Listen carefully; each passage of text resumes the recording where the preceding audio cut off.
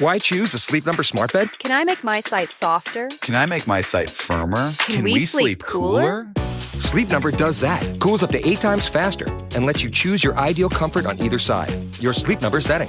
It's the Sleep Number biggest sale of the year. All beds on sale up to 50% off the limited edition smart bed. Plus free premium delivery with any smart bed and adjustable base. Ends Labor Day. All Sleep Number smart beds offer temperature solutions for your best sleep. Check it out at a Sleep Number store or sleepnumber.com today.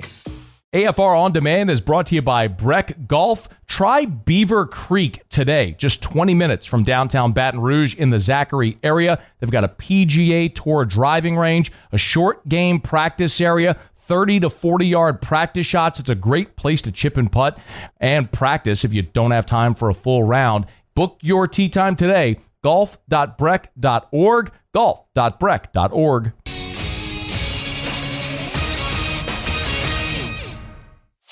Matt Moscona. I'm very important. After further review. Say it one more time. After further review with Matt Moscona. And here we go. Live from the Mercedes-Benz of Baton Rouge studio. Let's ride!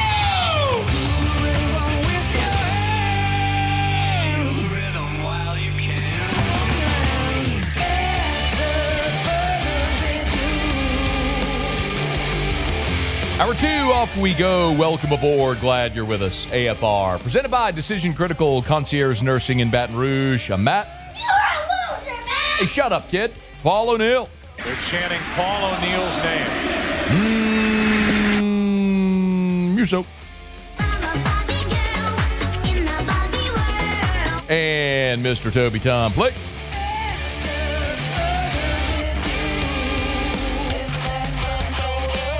All right, we're here. Glad you are as well. Get out there, make it a good one. Eric Mac Lain, ACC Network, former Clemson Tiger, 13 minutes from right now. In 1 hour, our buddy Christian Lockacher will be here with Chad Jasmine. So, Big Lack, of course, played at LSU. Chad Jasmine played at Clemson. He's from St. James. They both worked together at Mockler. They're beer men. And both their teams are playing against each other Saturday at Clemson. So we'll let them fight in here. Two big dudes that were former college football players. They're going to come in here and just fight each other. Live on radio and TV. I'm fired up for it. It'll probably be civil, but excited for that convo in 1 hour. Mike Triplett next hour as well. We'll talk to Mike about Saints offseason. Saints were back on the practice field, their final sort of bonus practice here of the week. No NFL games this weekend. They'll get into full game week next week. So they practice twice here this week in the bonus week, but most teams use it as an opportunity to get out. Couple of light practices, stretch your legs, get some guys healed, coming out of the preseason with your 53-man roster now set and heading into the NFL next week. Of note for the New Orleans Saints, there were a couple of key absences and remain to be a couple of key absences for LSU, for the New Orleans Saints, forgive me. There were two players that were missing of note still, Trevor Penning and Alontae Taylor. Continue to be missing from Thursday practice. Kellen Moore did update both of them after. Here's Kellen Moore on Trevor Penning. Yeah, we got a few days off this weekend, and then we'll kind of see what the timelines present themselves for these guys. But he's done an awesome job. He's out of the boot now, and so that's really cool to see. And so we'll just see how these timelines play out leading up to week 1. Okay, so waiting on Penning, but out of the boot, trending the right way. Certainly seems like that was always the timeline that he would be ready for week 1. And Alontae Taylor, here was the very, very quick update on Alontae Taylor. Yeah, he's just continuing to go through the rehab process. So, he's doing a nice job. Feel like he's right where he needs to be. Okay, so dealing with a soft tissue injury, talking about a groin injury for a defensive back. Clearly, that's not great. Guys that have to turn, flip their hips, and run. But, guys played, get them healthy. There'll be an injury report next week, and we'll get a deeper dive into how they're doing. One more from Kellen Moore. Now that they've named a starter and they're out of camp, he did say his role within practice and development is all going to change now that they've set their 53 and established a starter. For myself, I'll probably spend a lot more time with the quarterbacks next week than I have all of training camp, which will be fun just because, it's just a different timeline, different obligation a little bit once you get into the season. And so, you're just continuing to have those conversations, why we're putting something in, what's the objective, we'll practice it, we'll walk it through, we'll talk it. Ultimately, I'm a firm believer guys that have confidence in certain plays, they're going to make those plays work. And so, we got to build that all week. So the Saints, we'll talk to Mike Triplett next hour. The Saints have a little bit of a light week. They'll have the weekend to get healthy, fresh, and ready to roll when they start practice for Arizona next week. While Kellen Moore was meeting with reporters, one of the conversations was about, obviously adding Devon Vele, a big 6'4" receiver, which was needed. It's something we've talked about all offseason, where New Orleans has Chris Olave and Brandon Cooks, Rashid Shaheed, all under 6 feet tall. They lacked a big-bodied receiver, something that many of us thought they would address in the NFL draft. They didn't. They didn't in free agency. Instead, signed Brandon Cooks, another small receiver. And only when they got right before their third preseason game did they realize, we should probably have a big receiver. That'd probably be good to have on this team. So they traded 2 draft picks for Devon Vele from Denver. And Kellen Moore talked about the advantage to having that bigger wide receiver. Big body. It's the same reason we talk about tight ends and being, a quarterback's best friend. There's big guys. There's catch radius. There's a little bit of a ability to play with your body and box people out in contested catch situations. And so, those guys show up a little bit more in the middle of the field. And so I think a lot of it has to do with the same reason we talk about tight ends, in the middle of the field. And so, we've been around a few. Remember Keenan in L.A. He was a bigger body guy. Did a great job in the slot. And Bailey's certainly done a lot of that when we looked at the Denver film. Okay. So he wanted a big-bodied receiver. Clearly wanted a big-body receiver. Had one in Keenan Allen. The trade for Devon Vele. Obviously needed a big-bodied receiver. Cool. Should I remind you that you had a big-bodied receiver that was really productive for you for half the year last year? What was his name? Marquez Valdez-Scantling. That was it. That's right. Remember last year, Marquez Valdez-Scantling, he was with Buffalo and didn't really make an impact, was just sitting on his couch. And the Saints signed him when they had all the receiver injuries last year. And I'll be damned, he came to New Orleans, played really well, didn't he? I mean, in 8 games, he had 17 catches for 385 yards and 4 touchdowns. Deep threat. It's really good for New Orleans. Averaged 22.6 yards per reception. Is that good? 22.6? That is good. Yes, confirmed. Okay. In the NFL too. You're not Jamar Chase playing against high school kids. Right. This is an NFL receiver. A 30-year-old NFL receiver who averaged 22.6 yards per reception last year. You had him on your team. You did. He's also 6'4". Muse, how big is Devon Vele again? I don't have it in front of me. Do you have that? 6'4". Got it. So you had a guy on your roster that was 6'4", who's really productive for you, and you let him go. Didn't sign him in free agency. Instead, you signed Brandon Cooks in free agency, who is smaller. Yeah, like 5'11". Yeah. Pro Football Reference says he's 5'10". Oh, well, yeah. Trying to help you out there, Brandon. And so you pay more money for Brandon Cooks, and then ultimately have to trade for Devon Vele to get the big-bodied receiver because you didn't draft one, and you didn't keep the one you had, and you didn't sign one in free agency. Got it. Somebody want to remind me why Mickey Loomis still has a job? There he goes again, man. Always crapping on Mickey Loomis. Because he's awful at his job. How many more times, how many more examples do you want? How many more do I need to give you? Let me spell this out very plainly. Marquez Valdez-Scantling is 30 years old. Brandon Cooks is 31 years old. Marquez Valdez-Scantling is 6'4". Brandon Cooks is 5'10".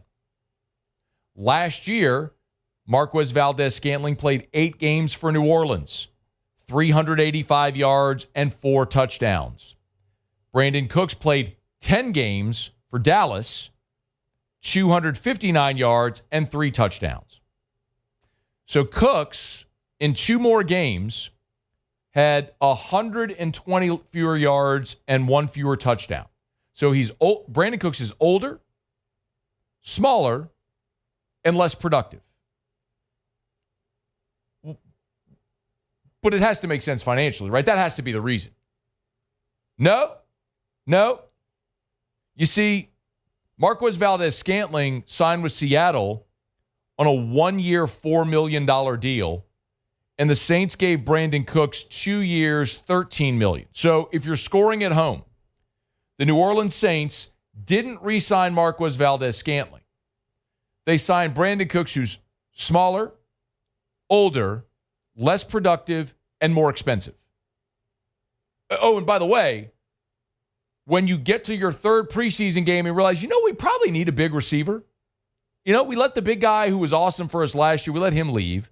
We didn't draft one, and then we didn't sign any in free agency. We probably need a big receiver. What about the big kid from Denver, the former 7th-round pick? Hey, call Sean. See if Sean's got anybody. Yeah, Mick, this guy's the next Marcus Colston. You should give me 2 draft picks for him. Okay. Fleeced again, man. I mean, does this make sense? Like, I'm not just crapping on Mickey Loomis because I find it a fun pastime. I mean, it is kind of a fun pastime. But I'm just illustrating how bad he is at his job, very clearly. And I don't know that he was ever good. The more this, I'll say it again, the more the sample size grows, the more apparent it was that everything good in New Orleans was Sean Payton, Drew Brees, and Mickey Loomis was just riding sidecar. He just happened to be around there, cashing a check. Those guys leave, and this thing has gone to hell. You have the worst roster in the NFL. You're expected to have your worst season in 20 years since the Katrina season. And you continue to give up future assets to supplement a team that's not going to be good anyway. You got the worst GM in football. Maybe the worst GM in sports. I mean,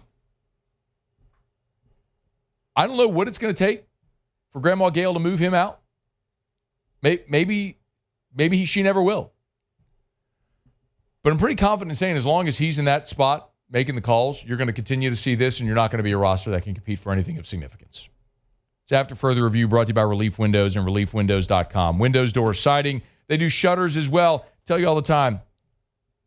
Oh, you can go get a bunch of estimates. You want to call 5 different roofing companies, 6, 7, call 10. If you're just shopping price, make sure Relief Windows is not one of them because they will not be the cheapest. I promise you that. They will not be the cheapest.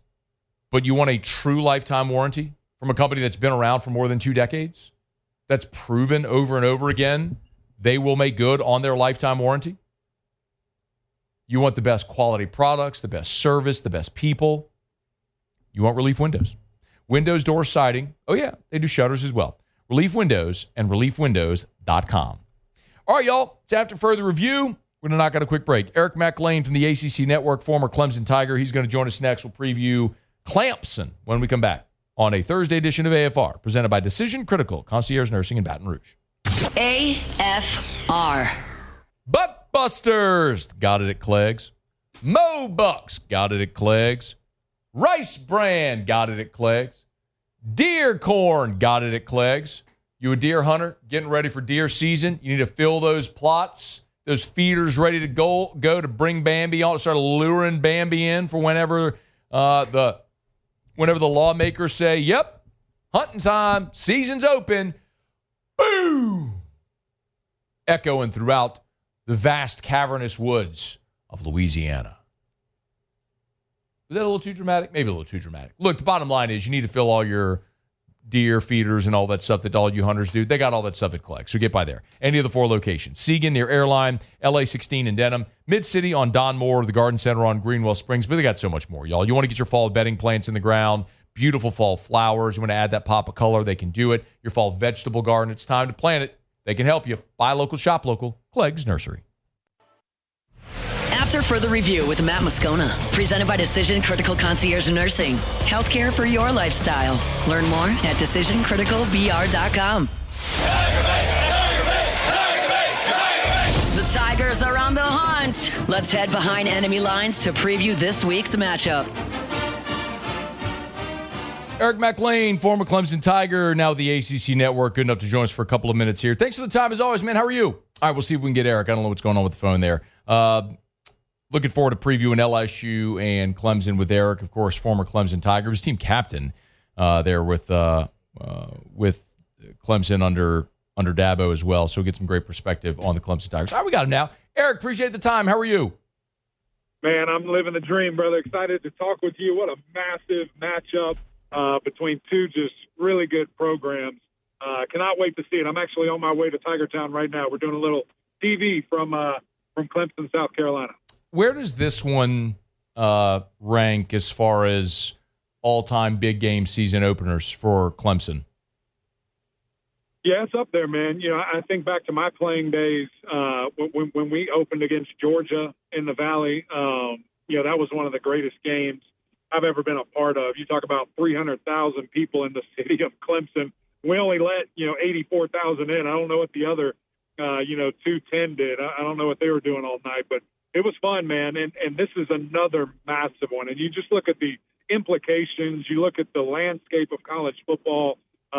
Two power programs, two amazing quarterbacks in a year where there's a lot of uncertainty because a lot of these teams do not have a returning starter. You just hope that it's a really great show and both these teams put their best foot forward.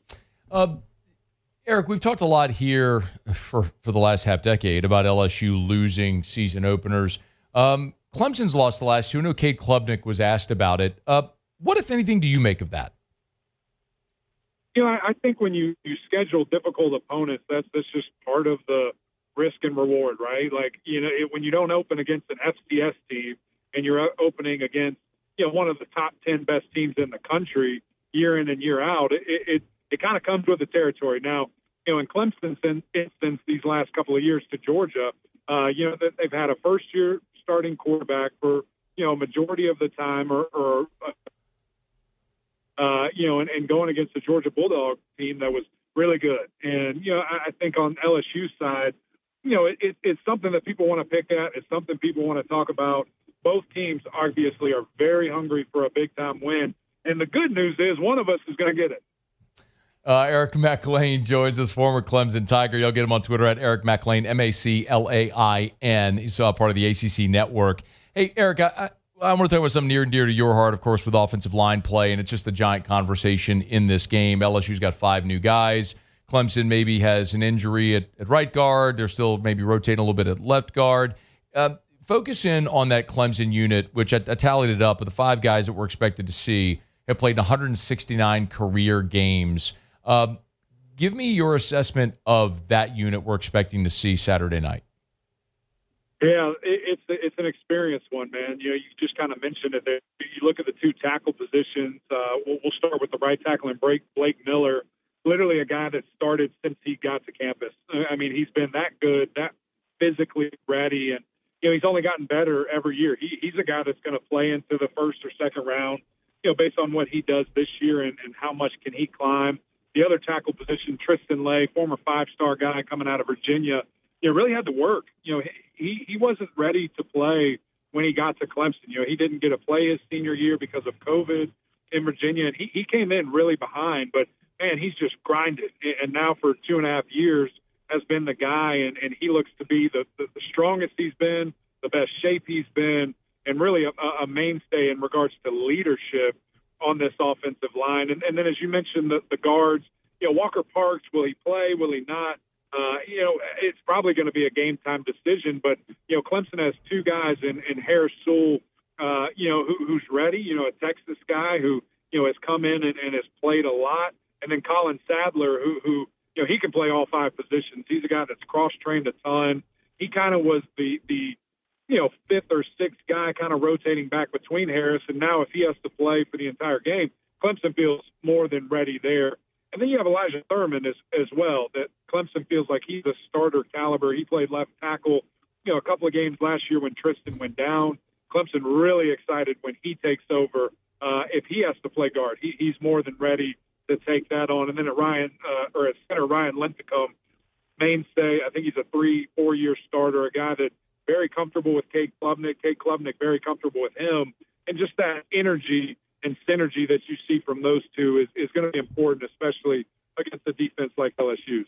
We know Adam Randall's moving from receiver to running back, replacing Phil Maffa. No easy task there. Was a 1,000-yard rusher. What's a realistic expectation for Adam Randall taking over at running back? Yeah, man. I think, it's going to be fun for the country to see this. I've had the privilege to, obviously see them in playoff prep and then in the spring and then now camp. And every single time I saw Adam at those different windows of time, he looked like a different player. I mean, he's just really attacked that transition to position with, full steam ahead. And I think a big-time heart about it. And that's tough to do, right, when you transition, especially that late in your career. But, Coach Dabo Swinney kind of sat him down after the ACC championship and kind of said, because the transfer portal window's about to happen. He thinks a guy like Adam, who, because of the stars that Clemson has at the wide receiver position, maybe look elsewhere and might try to get an opportunity to play more somewhere else. And so he sat him down and said, what do you do best as a football player? And Adam just kind of said, when the ball's in my hand. And Coach Swinney said, I agree. I think we should try you running back. He's 6'3". He's now 240 pounds. Like, this guy was eating salad every day, trying to maintain that body and stay fit and lean for wide receiver. And I think the last piece is just what you can only do when you're in a game, and that's physicality. That's running through the tackles. He's got the size. I think he has the mentality. I'm excited to see how he can translate and really be a mainstay for the Tigers in the backfield. Eric, my biggest question about Clemson is, and it's an odd one because it's a position where they got a ton of talent that's at defensive line. And it's because a year ago in their 4 losses, they allowed an average more than 200 rush yards in those losses. I mean, everyone at Clemson knows this, right? This was a major talking point. There's been a change at defensive coordinator with Tom Allen coming in, but I guess the way I'd ask it to you, a guy who played on the other side of the line of scrimmage and knows what you're looking at, how can a team with so much talent in that front seven struggle so much at times against the run? Yeah, and it's a very fair question. I think it's a great point, and just why is there so much optimism of a defense that was relatively subpar, not to the standard at all that Clemson expects to play at. You look at when we were winning championships and competing at the highest level, we had elite defenses, and they did not have that at any form or fashion last year. And so how are we so excited? Why are we so confident? I think there is 2 things. A, as you mentioned, Tom Allen coming in. It has been a world of difference from energy, passion, scheme, coaching, just abilities for him to get the message through. He's a pro at that. I mean, he's literally a head coach only in charge of the defense now. And that's a big deal. And, he's going to be calling it from the booth. He's going to be doing his thing up there, just allowing him to be a mad scientist. And then the other piece of that puzzle is a guy like Peter Woods is now inside. He was out of position last year. He was asked to play defensive end because Clemson was so thin at the position. They needed him to step up. Well, now you've got the number 1 defensive tackle in the entire, NFL preview, NFL draft coming up, back in his position, back at 3 technique. And, oh, by the way, you added a 6'6", 270-pound, defensive end from Purdue and Will Held that people are ecstatic about. I think, everyone else is getting a ton of the love and excitement. Will Held is going to show out and show up all year long. What about at the second and third levels of the defense? Where would you say is maybe the perceived strength and or weakness defensively at linebacker and in the secondary? Yeah, I can't give you any weaknesses, dog. We play in a couple hours, man. We're playing in a couple of days. I can't be telling you all the secrets. Don't worry, Eric. I'm not suiting up, dog. It's going to be all right. Yeah, that's right. That's right. I think linebacker's going to be really strong. You look at Sammy Brown, Wade Woodaz, Jeremiah Alexander coming over from Alabama. It is a loaded unit that can run, that is physical, that loves to hit, and really good instinctual plays from that group. I think Sammy Brown has a chance to be a consensus All-American. That guy, if you built a linebacker in a lab with awareness, speed, strength, physicality, that's it. And this guy's going to really, I think, surprise a lot of people, excite a lot of people with the way he plays. And then a guy like Wade Woodaz, just really rangy, very dynamic, plays safety. His first year, Clemson kind of rotated to a 3-safety look, and he was just running all over the board there. At the cornerback position, you got Avion Terrell, who's perceived as a top 15 pick. You got Ashton Hampton, who's a true sophomore who will eventually be a top 15, top 10 pick. I think you're good there. Maybe depth is a little concerned if anything happens to those two guys, there's a little bit of inexperience and some injuries behind them. As you guys can hear, my daughter needs I love it so much, dude. Dude, we have all been there she's before. She's body training. It's part of it. I love it, dude. That's so good, man. We have who among us has not been in the radio interview with our children not giving a rip about whoever might be on the other line. I love that so much, dude. That's just real life, man. You're good, man. You're good. Safety, I appreciate it. Safety is the position where they've got to turn up. And not that I'm concerned because they've got some great athletes, and I think Khalil Barnes is a really good player, but there was some inconsistent play there last year, and that gave up some big plays. So when you're playing against a passing offense that was one of the best in the country and a quarterback who I think is the second best in the country, and Garrett Nussmeier, you're a little bit on alert there. If he's going to have time to throw the ball, those guys have to be in position. I got two more for you. One, special teams. What's the overview there for Clemson in the third phase? I pray to God it does not come down to special teams, because if that's the case, we are in trouble. Clemson, Okay. Dabo Swinney just said the other day, he's praying and he's making a decision off punter, maybe on game day. So if flipping the field is going to be an issue, that's a really big deal, and that's going to be a problem, for Clemson. We'll see. Maybe they surprise us. Maybe it's all smoke screen.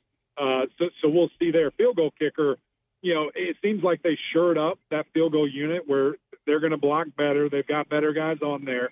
But when they needed it most, this guy hit a 60-yard game winner to send Clemson to the college football playoff. So I think they're okay in the kicking game. Punting game, we'll see. All right, last thing for you. Time very much appreciated. Appreciate you hanging in there with us, Eric. Blueprint. What's Dabo's blueprint to get a win Saturday? I think it's protect K. Klubnik, allow him to be an X factor with his legs, push the ball downfield, and then you've got to hit Nuss. You've got to be aggressive. You've got to make sure that he doesn't have time to sit back there and dissect this defense. Because, again, I think he's the second-best quarterback in the country. I think K. Klubnik's the first. I give him the lean because of the mobility with his legs, the thing that we have seen him to do, kind of touchdown to interception ratio. And if he's able to expound on that, man, it's going to be a fun year for both Tigers, honestly. He is Eric Mac Lain of the ACC Network, former Clemson Tiger. You can get him on Twitter at Eric Mac Lain, MacLain. We appreciate it, man. Good luck with potty training, man. Hope it goes awesome. Hey, we're doing it. I appreciate your time, brother. It's going to be a fun game Saturday night. Cannot wait, man. It's going to be awesome. Enjoy the day. Enjoy the weekend. Thank you, man. See you, brother. Be well. That's Eric Mac Lain, former Clemson Tiger. We're brought to you by Rouse's, the official supermarket of the New Orleans Saints. Rouse's.com.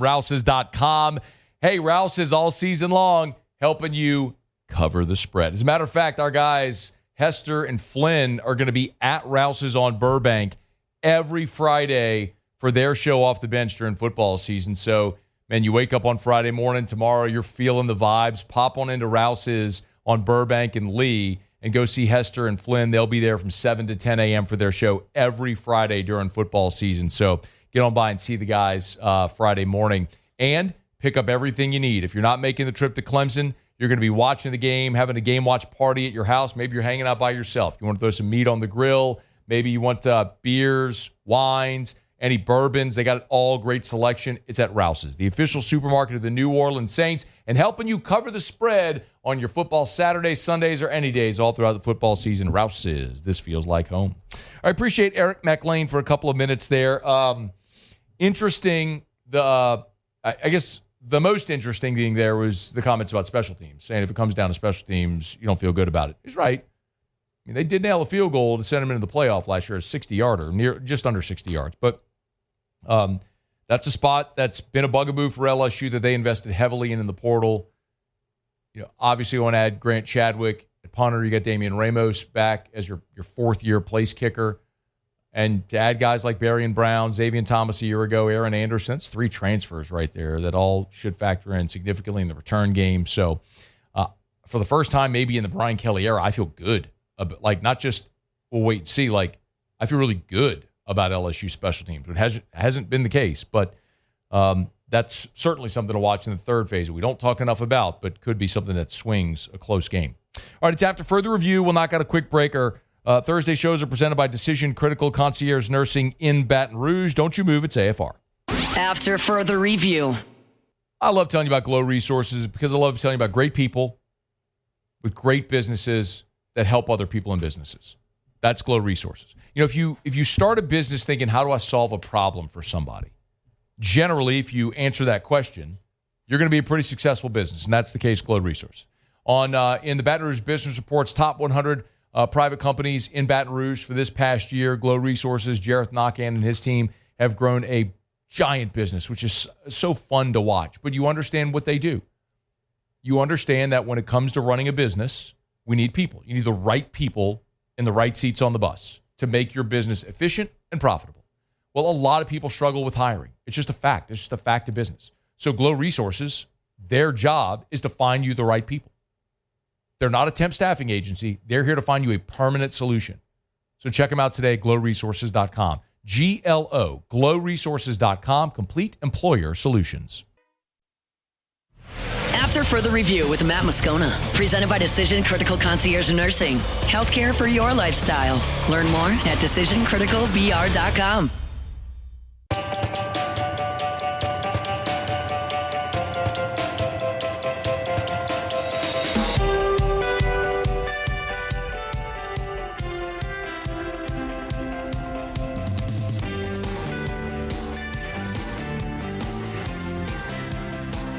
I'm glad you're rolling along with us here. Kristen Lockature and Chad Jasmine, a former LSU Tiger, former Clemson Tiger, now both working with Mockler Beverage, our friends at Bud Light. They're going to be in studio with us in 22 minutes, talk a little about the game. We're excited about it. Mike Triplett will be here next hour as well. Old Coach Prime was doing an interview, and he has actually what I think is a pretty good idea. Deion Sanders wants to see the players who reach the playoff get an NFL-style playoff bonus and then payment the more a team wins. He said, quote, now it's equality. Now it's even an everyday player is making the same amount of money.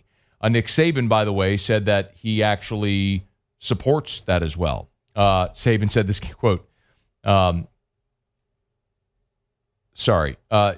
they were speaking, he and Saban were speaking on the set of an Aflac commercial where I guess they had some media availability as well. But Coach Prime said that he's healthy coming off the bladder cancer diagnosis and healing, but this is something that Deion wants to see is players who make the tournament getting paid, and then the more their teams win, they get paid, similar to what happens in the NFL. You make the playoffs, you get a playoff bonus, and the more you win, you keep getting paid more and more. Y'all know where I stand on this, and I am admittedly, I am an extremist. Like I know most people don't agree with me. I see overwhelmingly people who bitch that NIL is ruining college sports. Yet those same people who complain, you know what they're going to be doing Saturday? They're going to be sitting their ass right on their couch, binging on games all day long. Ain't nothing getting ruined. We got more games, more TV windows, higher viewership, more revenue, more spots, more everything. Nothing's been ruined. You need to get out your feelings and realize we've always had haves and have-nots in college sports. It's just where the resources are being funneled have been redirected. That's what's changed. It's gone from, hey, let's build a football ops building with a waterfall and a barbershop in it, to let's funnel that money into a transfer quarterback. And you may not like that. I don't really care. That's what it is. It's not changing. And you had opportunities over the past, 4 or 5 decades as college athletics began scaling its revenue and everybody got rich except the players. So blame the adults. Blame the adults for screwing it up for decades. It ain't changing. Yeah, you have a $1 billion annual television contract for the college football playoff. Absolutely. You should share in that revenue with the players. Yes, you should. They should get bonuses for playing in those games. You know what else that will solve? It will solve potentially guys who are entering the transfer portal in that December portal window because they're and leaving their team. Didn't this happen last year with Bo Prabula from Penn State? Bo Prabula was the backup quarterback at Penn State. And he entered he's now at Missouri, but he entered the transfer portal and didn't go through the playoff with Penn State because he had to enter the December portal window. Well, what if he could get bonuses staying for the playoff? Okay, and then maybe you enter the spring portal window. I get it. Means you don't get to go through spring football with your new team. It's a risk you take. Worked out okay for Joe Burrow. He didn't go through spring at LSU. We'll see. The kid, Steve Angeli from Notre Dame, who just won the job at Syracuse. He didn't go through spring at Syracuse. He won the job. I mean, there's ways, but that's one idea. It's outside the box. Imagine that from Coach Prime. But there's ways to make it make sense, to make it beneficial for guys to stay. Coach Prime also was asked about, being at Boulder and the student tradition that surprised him the most. Is there anything about Folsom, about this stadium that surprised you, that you didn't expect? Yeah. The smell of weed in the second quarter, man, it surprised the heck out of me. Like, every game, I'm like, dang. Like, it seems like it's like a light-up quarter. You know what I'm saying? Like, so is this the quarter that y'all chose? Like, I'm serious. It's a TV timeout. It never fails. And I'm like, wow. What's going on? Because, I've never been high a day in my life. So that's kind of new to me. That sound you hear is Muse putting in his transfer request to ESPN Boulder. I don't hear anything. Of course you don't, Muse. You're just out there in space. Your own little existence, Puff. I'm right here. I'm producing the show. I thought Puff was the name of their magic dragon. Oh, you thought Puff was the name of the magic dragon? I bet you did, Panama Red. So you transferring to Boulder? No. Okay. Muse loves the second quarter at Folsom Field. It's AFR. We'll knock out a quick break, wrap up our... Oh, we got Lee Sterling next. We got to go. Stay here. After further review. Get Gordon, get it done. Gordon McKernan Injury Attorneys. You've been injured in an accident, not your fault. Do what injured people in our state have done for 3 decades. Get Gordon, get it done, and get your billboards designed now. The Get Gordon billboard design competition is going on. You can win up to $2,000 in prizes. They'll also make a donation to a charity of your choice. And, of course, you can see your billboard all over town. So get Gordon and get it done. Go to getgordon.com/billboards. Getgordon.com/billboards. One more time, getgordon.com/billboards. And on any of their social medias, you can see it as well. Just go to @GetGordon, @GetGordon. You can learn more about the members of the G team, all the different NIL deals Gordon's done, the great ways he gives back to the community, and most importantly, the way he helps injured people get what they deserve. So go to getgordon.com, getgordon.com. Get Gordon and get it done. After further review with Matt Moscona, presented by Decision Critical Concierge Nursing. Healthcare for your lifestyle. Learn more at decisioncriticalvr.com. Place your bets, gentlemen. It's time to head to the window. Don't gamble it all in one place. This is Lee Sterling's Best Bets, brought to you by Paramount Sports. All right, wrapping up hour number 2. Oh, it feels so good to have a full slate of games. Lee Sterling, ParamountSports.com. He's here. How are you? I'm good. I'm good. I'm going to go to my first Miami game in 3 years. And how do you turn down this invite? In the 72 Club. You ever seen where they show the Hard Rock with the padded seats? Sure. In the TVs? Yeah. So my high school coach, his son made it big. We will pull up and park in the black parking. We walk like 30 yards from our car to the gate and get in and have a brunch, a dinner, and then settle in for the game. Well, it's a game I want to start with. Notre Dame, Miami, the old Catholics versus convicts reunited. Notre Dame's a 2.5-point favorite. How do you see it? So the weather could be a factor. You need to check that. There's possible rain for 24 to 48 hours forecasted here in Miami. Could make it more of a running game. So you might want to look to the under. Under is like at 51.5 right now. But Miami's going to be different. On offense, not as dynamic. You lose Cam Ward. But Carson Beck was pretty well thought of. In fact, some people thought he'd be the first pick in the draft going into last year. Didn't work out that way. His receiving core was not very good. Offensive line, not the same. Now he'll have a very good offensive line, but some young receivers, and they're going to rely on the running game with a bevy of 3 different running backs. So I think he's healthy from what I've seen when I watched him. He looks like he's 100%. The defense, which was not good at all last year down the stretch, they bring in Corey Heatherman from Minnesota, and that might be Mario Cristobal's best signing. And he did a lot with a very group of mediocre, talented kids at Minnesota, made them a top 20 unit. I think the Irish are going to end up being very good, but let's look at what happened to them last year. They lose to Northern Illinois, and I think all the pressure was off at that point, and people weren't looking at them, and then they get into the college football playoff, and they had a great draw. They get to play the right side where Oregon was number 1, had to face Ohio State. So I think they're good, but do I think they're great? No, and I think their quarterback, C.J. Carr, might be good, but it might take them 2 or 3 games. You don't want to open up at Miami. Now, it's usually 25,000, 30,000 empty seats at the game, but not for this game. And Miami, when it's full, it's one of the top 5, top 6 places, I think, to play in. So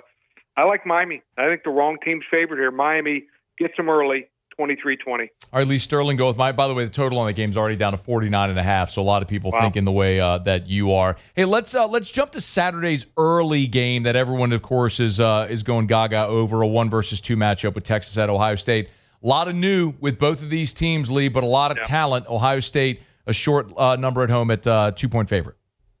So I thought Texas was not quite as talented as Ohio State last year, but now Ohio State's lost 7 of their top 9 tacklers from last year. So they've got to replace those guys. And, I mean, Texas was right there. Even after they had lost their best receiver during the game last year, they're at the 1-yard line, less than 4 minutes to go. Why they went into the shotgun and try to toss sweep, I will never know, but that was the beginning of the end, and we remember then the fumble, Quinn Ewers gets sacked, and Jack Sawyer takes it to the house. So it was game, set, match at that point. I believe when you look at each unit, I think Texas, except for the wide receiver position, might be stronger than Ohio State. Now, I know the game's in the horseshoe, but I just think that Arch Manning and both coordinators coming back and that continuity, and Ohio State going with 2 new coordinators and a quarterback, Julian Sain, and from the reports has not looked great in fall camp. I think another wrong team favorite, Texas, 26-21. By the way, Lee, I'm looking at DraftKings right now. Texas money coming in. That's down to a 0.5 point. It's almost to a pick right now. Lee Sterling's with us, ParamountSports.com. I got to get your thoughts on Alabama as a 13.5-point favorite. True road game there at Florida State. Man, new offensive coordinator, new quarterback for the Tide, a lot of talent off of Florida State team a year ago. The cakewalk for Bama that many think it will be? Well, I think Florida State will be better, but, I mean, how much worse can they be? They weren't even competitive last year.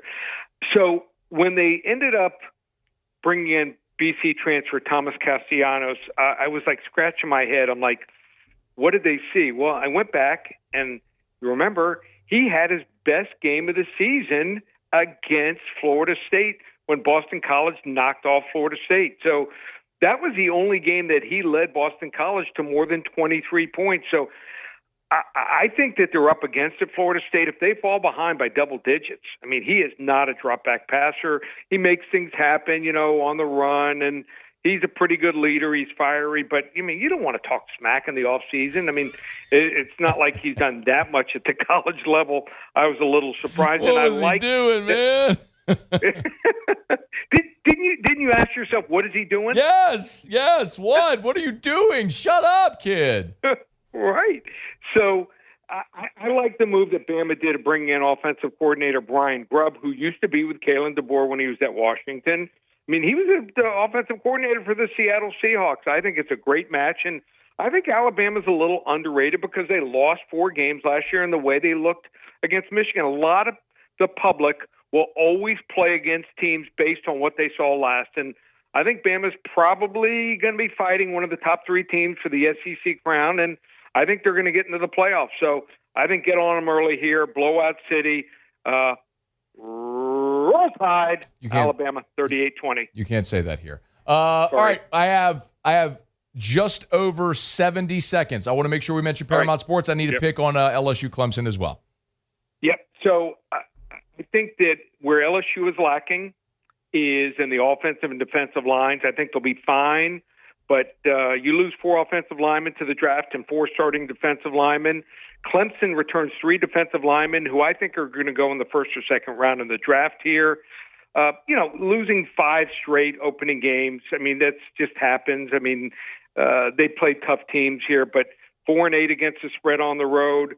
Clemson's a tough out at home where they've won 63 of 68 straight up. Clemson 37-27. Ooh, high-scoring game. That would be over as well. Okay, ParamountSports.com. It's time, Lee. Tell them about it. Just go to the website, ParamountSports.com.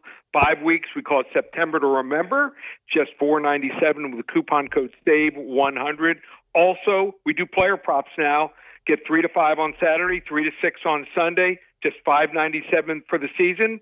All in one place, ParamountSports.com. Promo code SAVE100. We'll do it again next week. Thanks, Lee. Sounds good. See you, buddy. All right, Sports Center coming up. Gotta go, kid. AFR. Couple of former Tigers in studio next. We're brought to you by the Williamson Eye Center. 924-2020, 924-2020, or WilliamsonEye.com. Williamson, EYE.com for the Williamson Eye Center. Dr. Blake Williamson, his staff, they do awesome work. Dr. Blake Williamson, we're coming up. I got it. What year did I have? It was September the 11th. I had my LASIK. Are we on 7 or 8 years now that I've had my LASIK? It's been a hot minute now, but you hear people say it all the time. Best money I ever spent. Wish I had done it sooner. I'm right there in that camp as well with the Williamson Eye Center. Dr. Blake was awesome. I got my LASIK done. Was at work the next day. It was such a non-thing. Now, your eyes will be scratchy for the night. You take a couple Benadryl, you take a nap, you wake up and you feel great, and it just keeps getting clearer and clearer and clearer. And here I am almost a decade later and still seeing better than 20/20. You want to ditch the contacts and glasses forever? They can help. It's the Williamson Eye Center. 924-2020.